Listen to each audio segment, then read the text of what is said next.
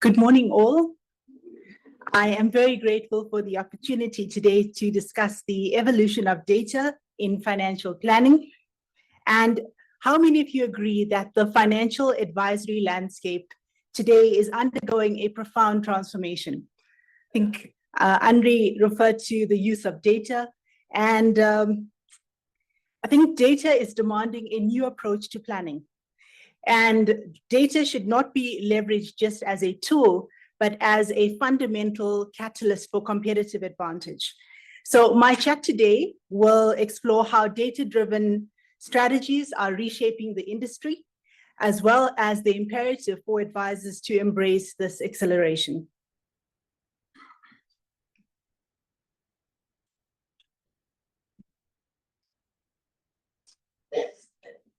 Okay, so let's take a step back and look at the world that we're in today.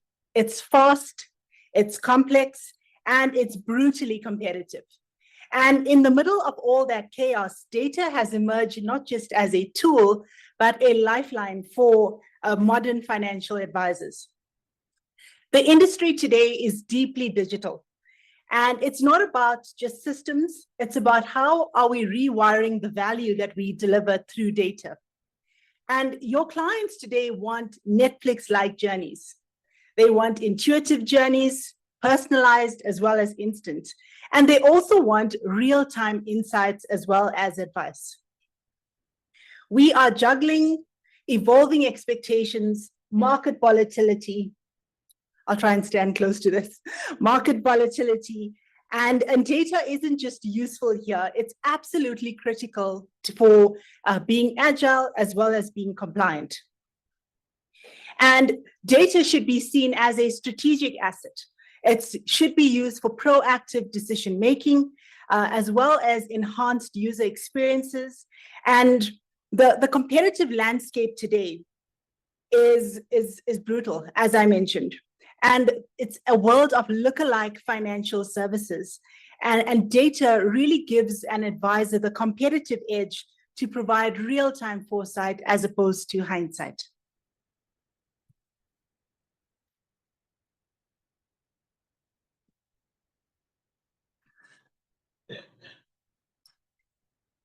So I recently chatted to a financial advisor called Lebo. And she runs a growing practice with quite big ambitions. She has a growing client base, and she also has a small team that supports her. But over coffee one morning, she admitted to me that she's starting to feel a little stuck. And I asked her, what's holding you back? And without hesitation, she said that I know what I want to achieve. I want more clients, more impact, but everything just feels harder. Lebo's first challenge, and this is not synonymous with Lebo only, it's an industry challenge. The first challenge is client growth. How does she grow her practice? Everyone offers advice today. And I need to show why I'm different. Why should my clients come to me as opposed to another advisor? The second is, Lebo felt that she spent a lot of time doing admin, managing compliance documents, managing client data, managing reports, and a lot of her time was spent on activities that didn't really add value to her business and didn't really add value to her client growth. And the third challenge that she experienced was, how does she scale her business? How does she scale the quality of advice through efficient infrastructure? And here's where the plot thickens, because all of Lebo's challenges tie back to data. Firstly, she's overwhelmed because of the volume of data she's dealing with. She has a growing client base. She has client profiles, compliance info, investment reports, communication threads. All of these are just piling up. It's unstructured, it's unlinked. And then she faces data silos. And I think Anne-Marie spoke to this also. Her CRM says one thing, her Outlook says another thing, her WhatsApp threads say something else. It's all unstructured and not in a single place. So there's no single view of a client. And even worse, the data quality is poor. So she may have duplicate client records. Some of the information is not FICA verified, and some of it is just missing. And then to compound it, it's the pressure of compliance, because she needs to ensure that her client data is kept safe. So let's look at how we can assist Lebo in managing her practice better using data. Lebo should leverage hyper-personalization at scale. So having a system that analyzes her client demographics, tailors the client recommendations uniquely for her. And if Lebo had the correct fraud systems in place, it can spot anomalies in real time. So shifting that dial from being reactive to proactive. Lebo also mentioned that she's just drowning in paperwork, and she spends 70% of her time just on compliance. And by automating some of these repetitive tasks, Lebo can switch from doing admin to doing more business development and crafting strategies for her clients and building relationships. And that is what advisors are really good at today. So in today's rapidly evolving digital world, advisors are asking, what is our competitive edge? Advisors like Lebo. So I've listed a couple of points here, but this may not be an exhaustive list, but technology should be embraced. It's not something to fear. Technology is not going to replace financial advisors. The role of a financial advisor is irreplaceable, but technology augments that role, and it makes you better at delivering good advice. So embrace technology. The industry is shifting. We mentioned that the industry is digital, and advisors who adopt these tech-driven tools today are the advisors that will thrive in the future. Secondly, use data to add value. I think Andre mentioned it also. Are you understanding your clients better? Are you understanding the cross-sell and the upsell opportunities, the insights around your clients, so that you have a targeted strategy when dealing with your clients? And the third is just educating your clients on behavioral risks.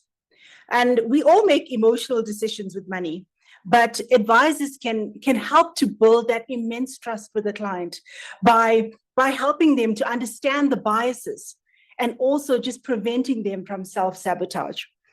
And I think the future is clear, that it's a combination of AI as well as human expertise, and that is what the future of financial advice will look like today.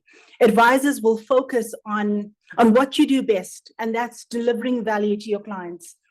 It is about sharing strategic guidance. It's also about empathy and deep relationship building, and we leave the data crunching insights and recommendations to the AI models. So I've been talking interchangeably about data and AI, but the data and AI have a very symbiotic relationship. So think of data as just raw ingredients in a kitchen. So you walk into your pantry, you have ingredients, and these ingredients could look like your client histories, your market trends, your risk profiles, and alone they're just piles of information. But in the hands of AI, of the master chef, it is magic. And that is what AI does today. It takes the ingredients that you have, your clients' habits, your clients' behavioral profiles, your clients' records, and it creates a 5-star experience for your client. But what does that practically look like?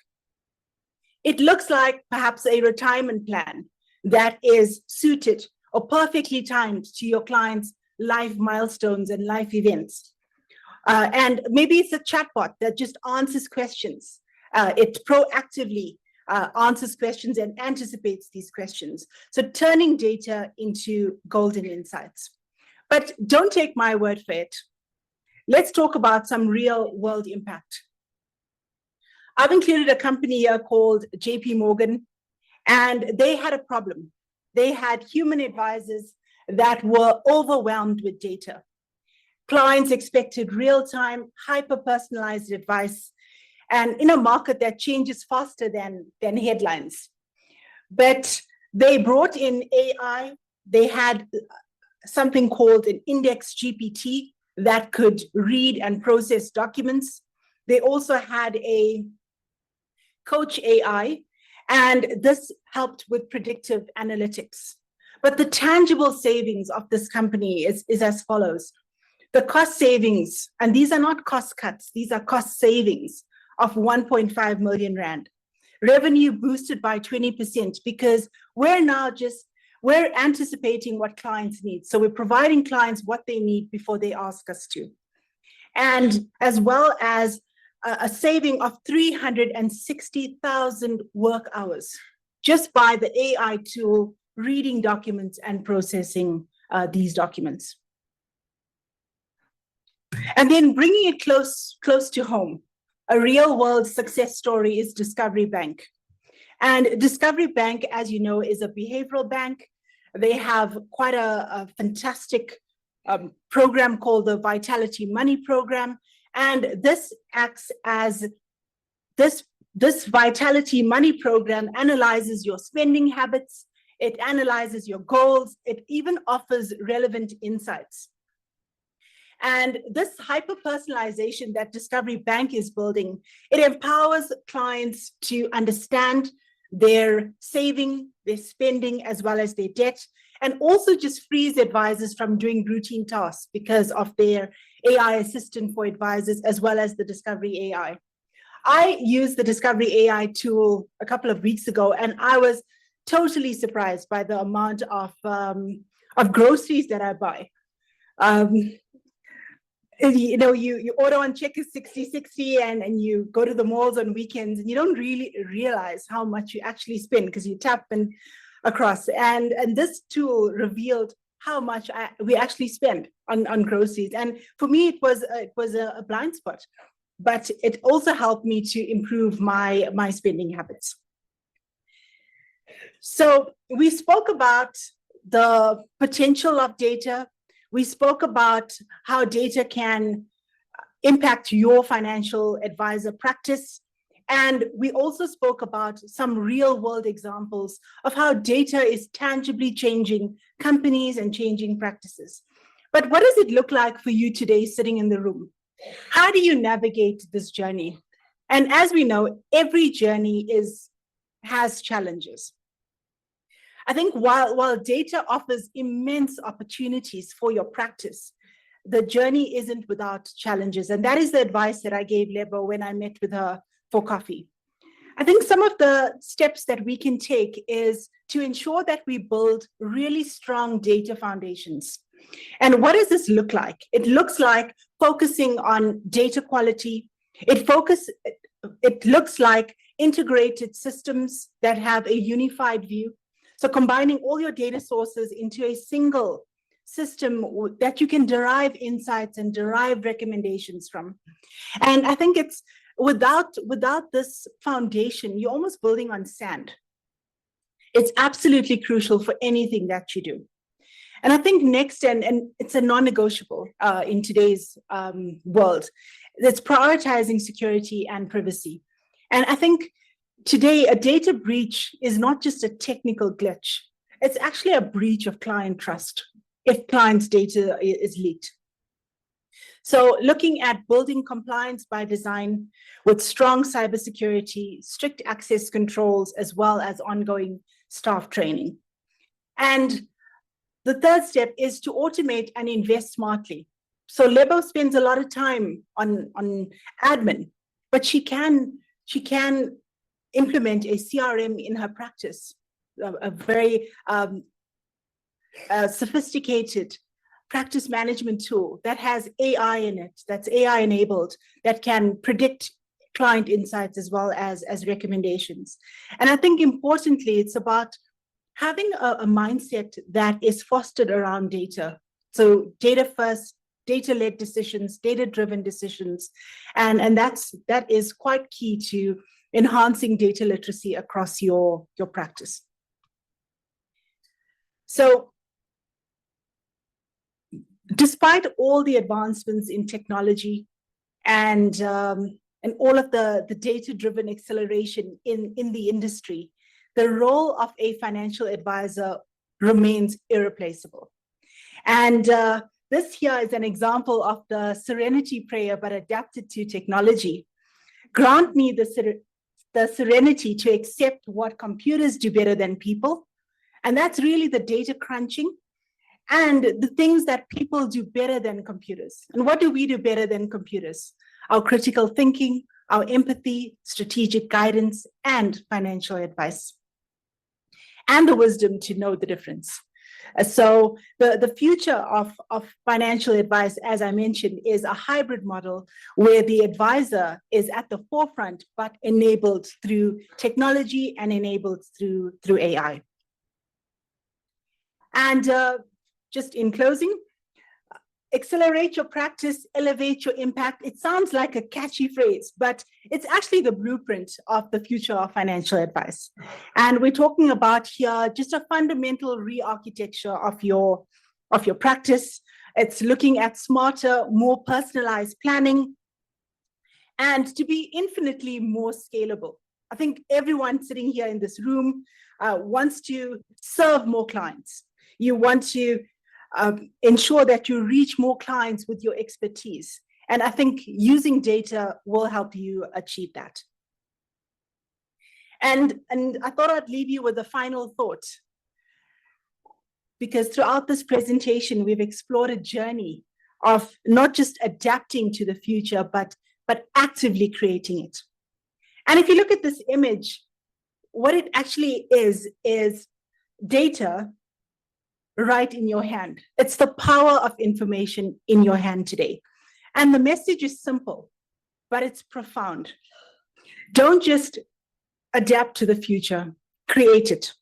And the world isn't waiting for us. We have an incredible opportunity today to lead that evolution. And I think your most powerful ally is data. It's the currency of connection, of impact, and helps you to build deeper relationships with your clients. So I'll leave you with this final thought. In the age of information, ignorance is a choice. It isn't just a statement, it's a challenge. It's a call to be curious.